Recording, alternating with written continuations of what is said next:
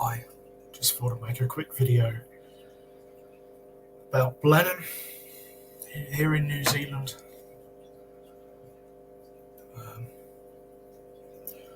I just popped out there today and I just happened to have my camera and I thought, I'll take some photos around me. There's not really much in Blenheim in the way of left of old Tartarian buildings, although there probably is, but they've all been facaded over, pretty much covered over completely. But there is a couple. I took some photos of those, but I'll go into the history of Blenheim first. The ridiculous history of it. I'll share that now with you. So here we go.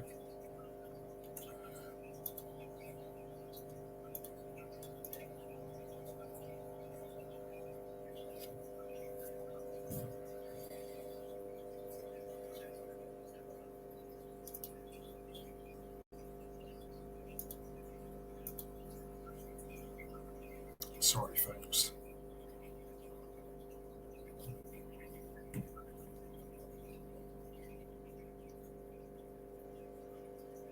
So let's go to let's find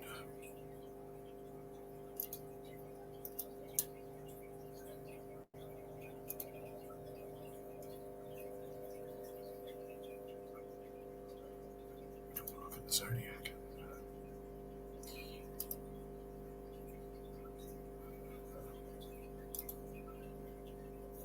Get a new thingy on. Okay, here we go.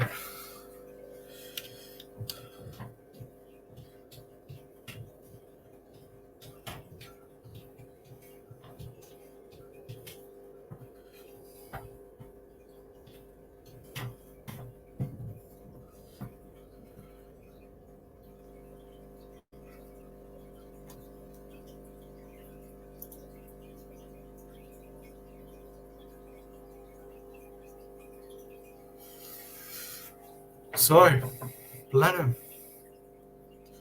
was established in the 1850s as the Beaver Settlement. As waterlogged as the name implied, the 1855 earthquake deepened the Opoa River, making it navigatable for seagoing vessels. Two traders, James Boyner and James Sinclair, set up in business as 150-acre, 60-hectare lots were subdivided. Sinclair traded profitably in them. Farming contributed to the growth of Blenheim's population. The Blenheim replaced Picton as Marlborough's capital in 1865. So that's 25 years after they supposedly colonised New Zealand. They'd replaced Picton for Blenheim as the capital. The Wairau River dominates the plains around Blenheim, and its waters have sometimes flooded the town. It is also the source of the free-draining, stony soils that have proved ideal for growing grapes for wine, leading to international success for Marlborough Sauvignon Blanc. Over 20,000 hectares of the region are planted in vineyards.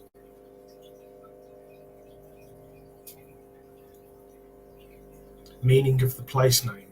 When the eastern part of the Nelson province was declared a new province in 1859, the governor, Sir Thomas Gore Brown, named it Marlborough in the honour of John Churchill, 1st Duke of Marlborough, and consequently the settlement was duly called Blenheim after the famous victory of the armies of the Duke over the French on the 13th of August 1704, the Bavarian village of Blenheim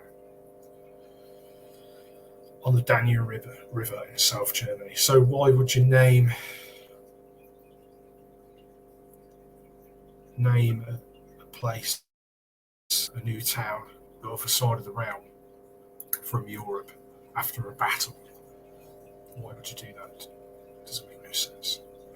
So that's a little bit of history on Blenheim. I also read, just going back, on Wikipedia earlier, if I can find it. Wikipedia, as Campbell calls it. Find it on here. It's usually the first one that comes up. Where's Wikipedia?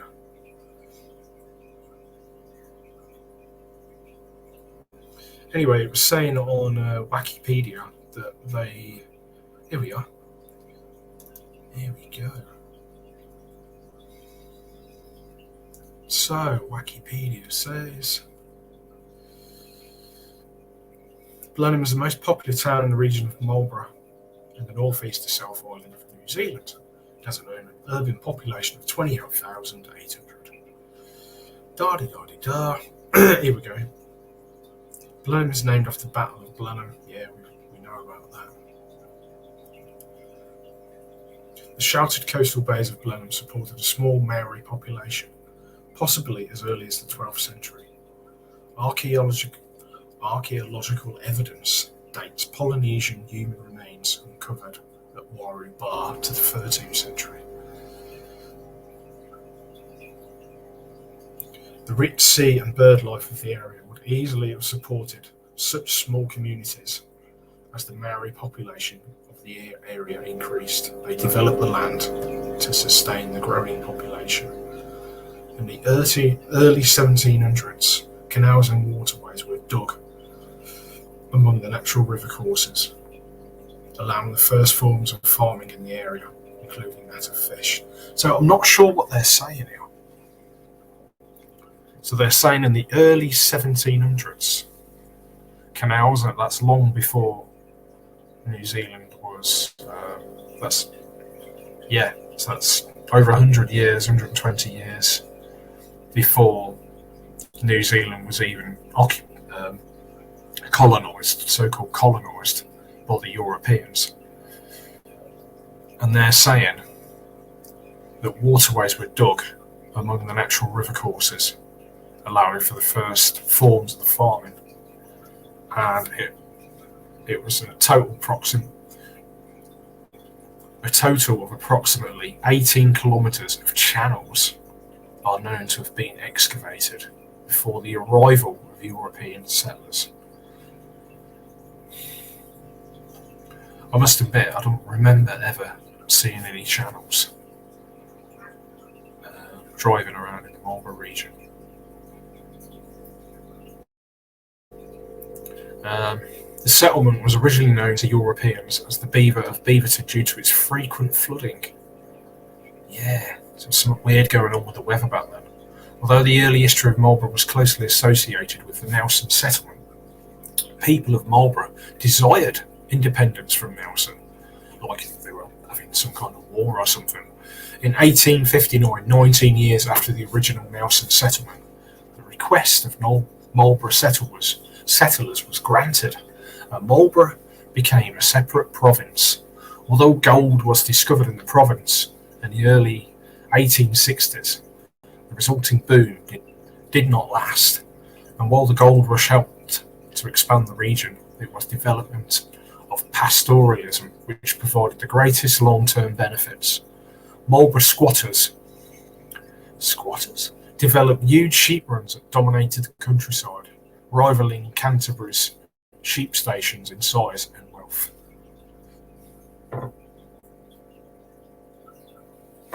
Situated on the Waru Plain, the town is mostly flat, with only its southernmost fringe rising to the base of the Wither Hills.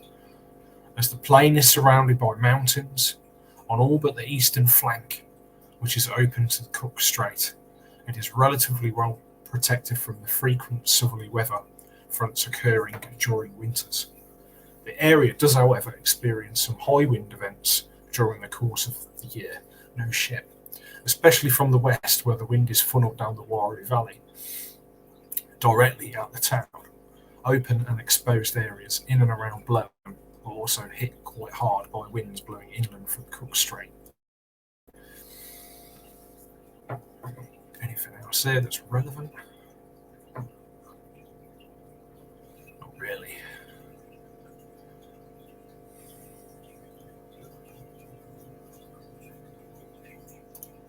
So let's go to the pics I took today. We've got Blenheim map. We've got a map here from Blenheim. If I can flip it open. Thank you. Got a map here. And there's no date on this map. I can't enlarge the damn thing either, so I'm sorry. I can't enlarge it. I'll just see if there's any zoom. Oh, there we go. There we go. So I can. This map's got no date on it, so. But to me, it looks really old. And it shows all the streets. So to me, it looks like it's an old map of the town, of the layout of the town. But again, it's really old. And how would they, if they didn't have helicopters back then? I mean, well, even that, it doesn't matter, even helicopters or air balloons, because this is way up in the air. This would be the same as what we know as satellites. The satellite image, like Google Earth, that's really, really high up, and it's showing all the areas, all allotted areas, or some kind of town or street map. So how would they have done that back then? How would they reach that height to take those to work out how to divide up all that land? Or even if they did it on the ground, managed to do it on the ground with whatever they were using, how would they know what it looked like from the air? If our old world culture didn't have technology, how the hell could they have achieved this? I just can't see how they would. With horse and cart, chisels, saws, candlelight, and no electricity. And imagine how much bush, forest, and swamp, and God knows what else, you would have to clear to even get to that point. Because when you read about Cook, doesn't he say how mountainous and thickly forested New Zealand is when he first seen it all, and he's supposed to circumnavigate New Zealand?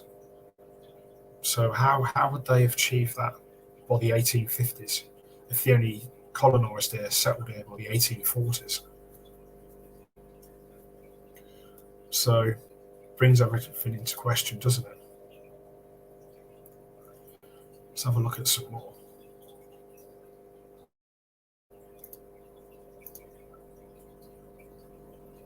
This is, I think I can do a slideshow for you.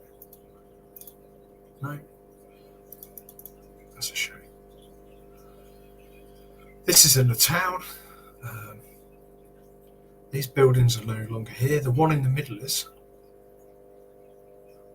The people in the photograph are just standing around on a wooden access platform.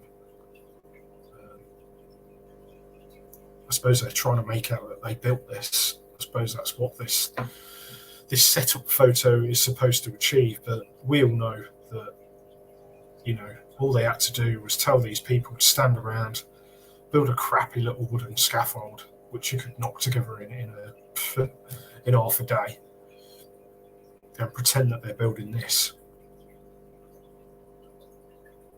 where there's no way they build that. I mean, where's all the tools? Where's all the mess? That thing looks like it's been there years. And this is an old photo. This is from the 1850s. Horse and cart, people in clean clothes. Doesn't make any sense. Like most of the stuff we look at here doesn't make any sense. Have some more. I can't flick to do a little.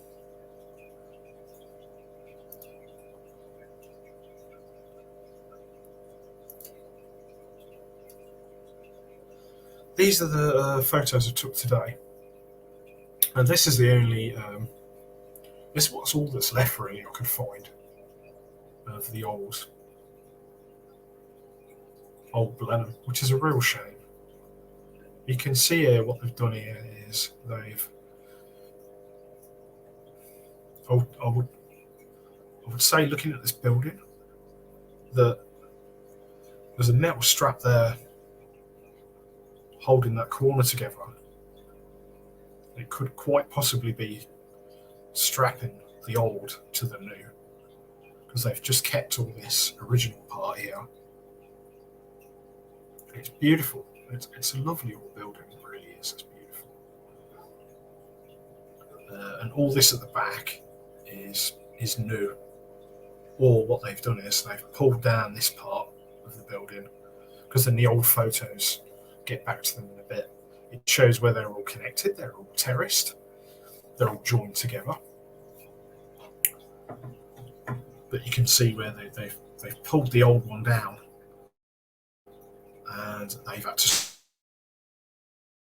strengthen this side and even put some propping in on that part there, that parapet part there, to stop that from falling over. Because once you take the internal layer away from a brick, it's in danger of collapsing. So that's what they've done there. And that's known as the old bank in Blenheim, which is now a cafe. And this one is probably the best old world building left in Blenheim that you can actually see. It's saying it's the old public trust office, but now it's the Hotel D'Urville, the Hotel D'Urville, which is a bar and restaurant. And you can see those columns. Those columns are huge, by the way. That door's huge. The columns taper in, and they're absolutely perfect. They're constructed absolutely perfect. Like all this old world architecture, it's perfect. And I noticed we've got, I would suggest that's sun symbolism, because in all their buildings, their churches and their cathedrals, it seems to me like they've always honoured the sun and the zodiac, and always put the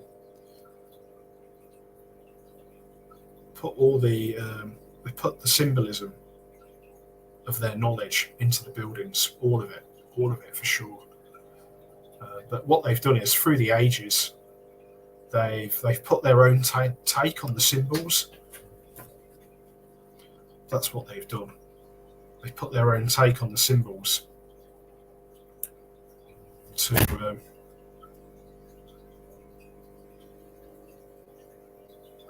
show that they're still honouring the knowledge. And you can see here with this building where to me it looks like, again, what they've done is, that bit there doesn't make any sense, because it would just be a solid piece going straight across, but that looks like it was a panel built in. And then underneath they've just done the same again. When I was talking about the buildings in Nelson, and they've just shuttered around it, rendered over it, to hide the fact that these windows go down to the ground. All along here they're all the same. And I propose that the building itself, the whole thing, has probably been rendered over. So all these bits in between the columns and in between the windows would have all been red brick. Next photo.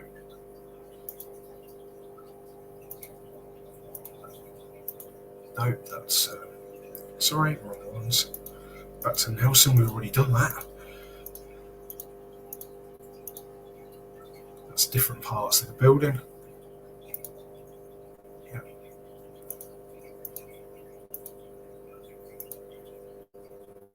Another part again. The sun symbolism in the architecture.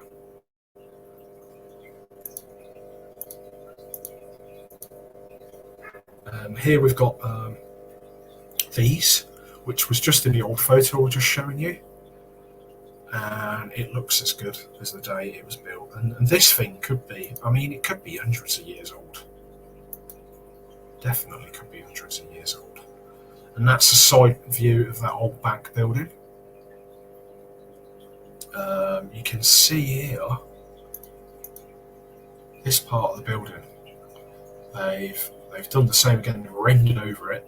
I propose they've rendered over it to hide the fact that the bricks disappear into the ground. But they want to make it. They want to make out that that's part of the foundation, but it's not.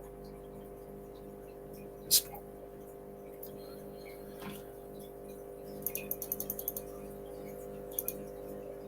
And there it is. And these structures in the UK, we call them bandstands. I don't know what the New Zealanders call them. We just used to call them bandstands.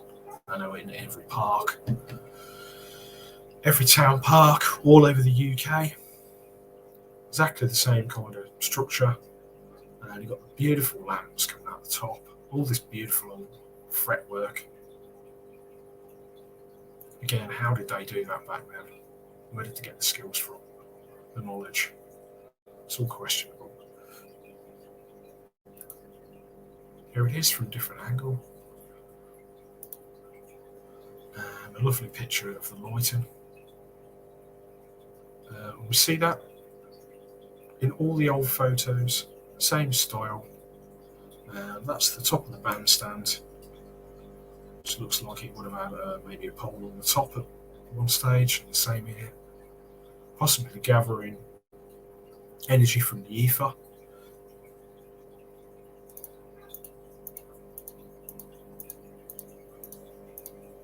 Let's see if I can find those other photos.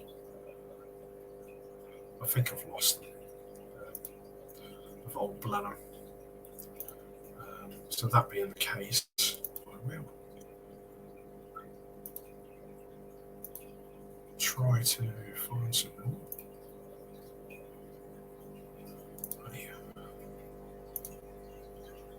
So, let's just get rid of that one. And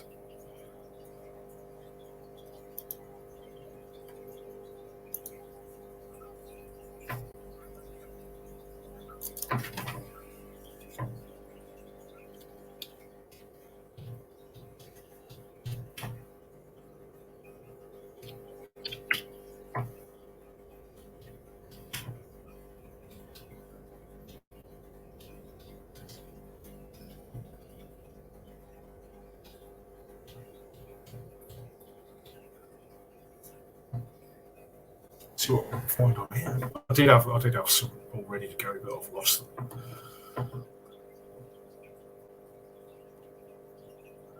Here we are.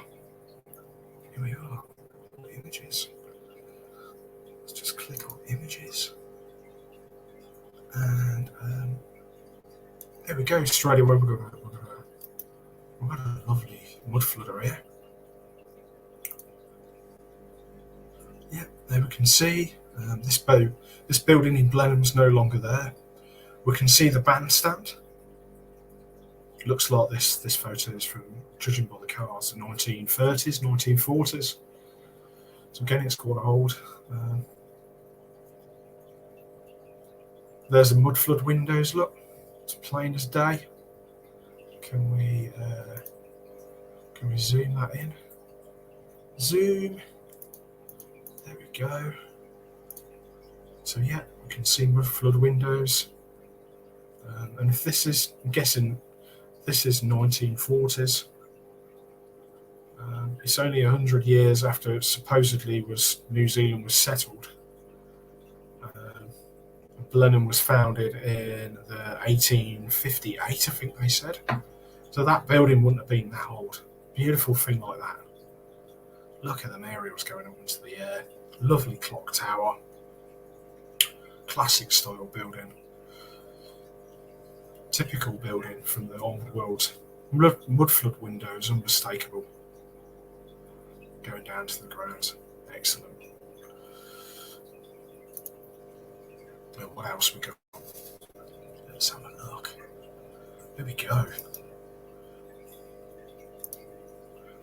Another one.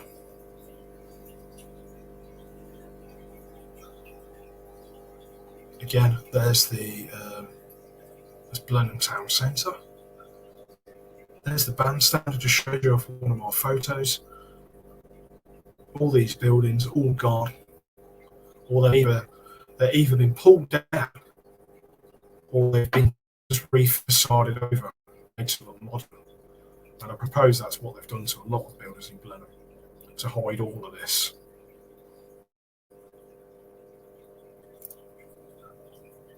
What else?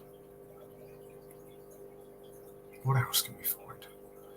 This is the old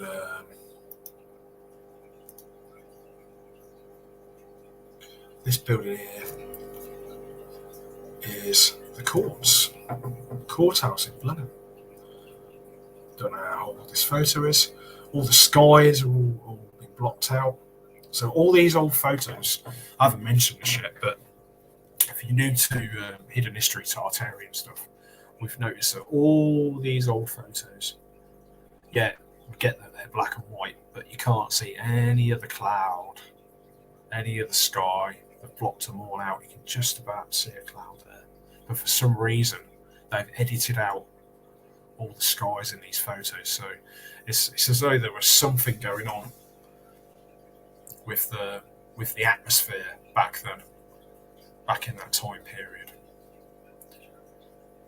which is interesting, very interesting. There's another old building in Blenheim that's no longer there. You can just see there the windows look like they're going down into the ground, mud flood. Everything horse and cart. Look again. There's the bandstand. Just looks like it's been there for years and years. All these buildings just look like they've been there for years.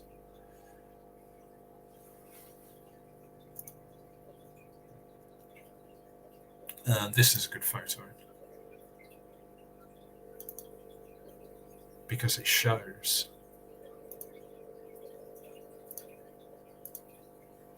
if I'm not mistaken.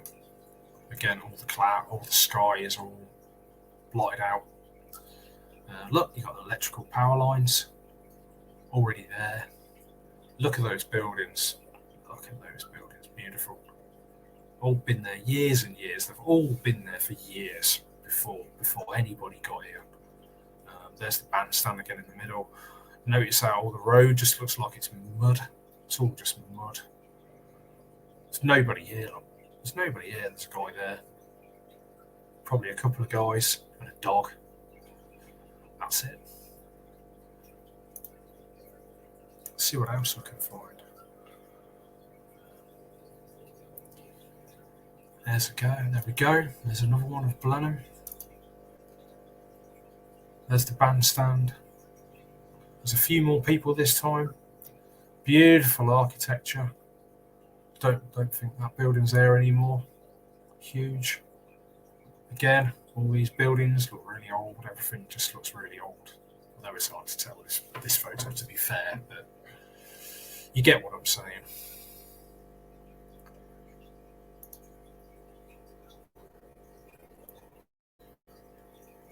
Oh, this is interesting. Okay, this is a colour photo of Blenheim. And that building there is not there anymore. And it looks to be, judging from the cars, oh God, 1950s. I'd say that's 1950s. Yeah. Or is it Blenheim? I could be wrong, folks, because I can't see the lamps on the top. I'm not sure. So the lamps are missing, so it's possibly not Blenheim.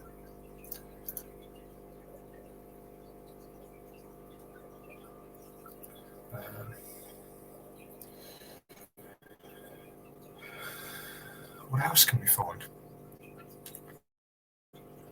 Blenheim. Yes, here we go. Seymour Square from a different angle. This is interesting. No, not saving it. Open. I'll just take that down a little bit. There we go. That's a bit more realistic.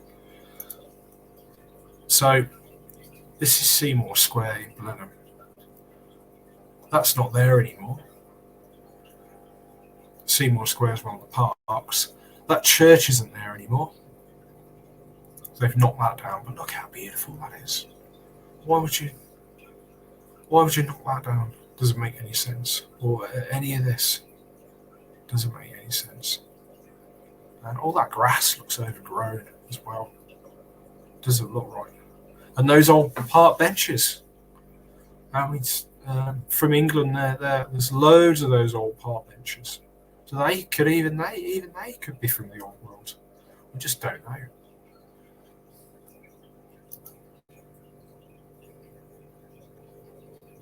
Anything else I can find? There we go. There's the flood that happened in Blenheim back in the 1860s, I think they said. So they were probably messing with the weather. So I don't know if anybody's aware, but you can look into HARP, and they mess with the weather when they spray chemtrails in the air. They're using some kind of maybe electromagnetic technology to form rain clouds. They're messing with the weather, but they've always had this tech. Make no doubt about it. They've always had it.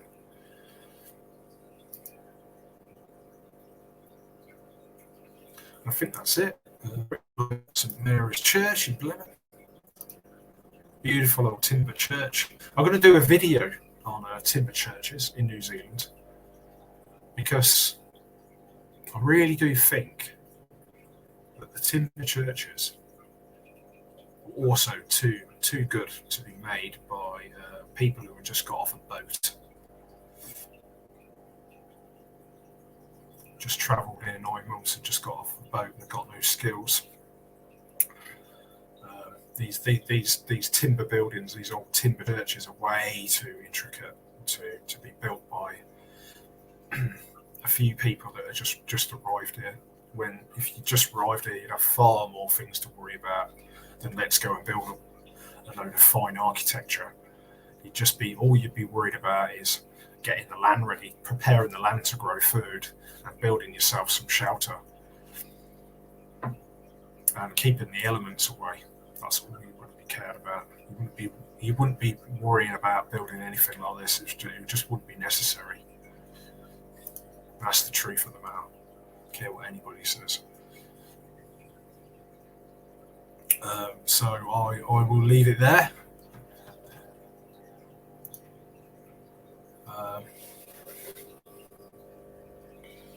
Thanks for watching. Hope it weren't too boring for you. I'm going to do another video next week. I'll do a live with Richie on 007. So watch out for that. May you be blessed with the eyes of the Creator. Thank you very much for watching. Goodbye.